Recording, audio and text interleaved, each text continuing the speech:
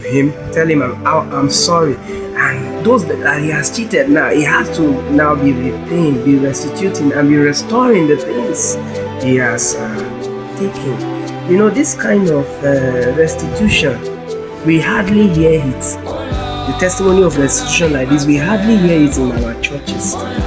It's so painful because this kind of message of restitution is not being preached. And see, one thing I discovered that can really help us in this time, it's not that stealing is not taking place. Even in churches, I remember the other day I was in the church and someone came, a pastor was saying someone came to steal handset, and that person is a member of the church, he's a Christian. He stole handset. Christian don't steal, and yet he stole handset.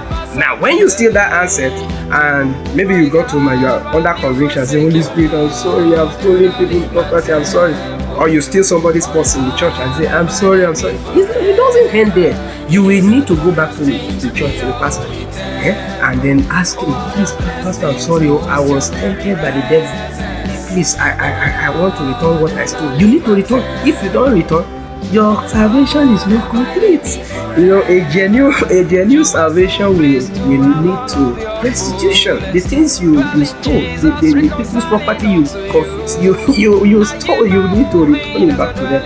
You understand? So, one of the reasons why it's difficult for me to steal is because of this kind of teaching. Because I have to go back.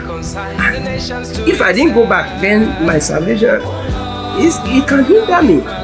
It can hinder me. How will I do? If we don't, so some of these messages can help.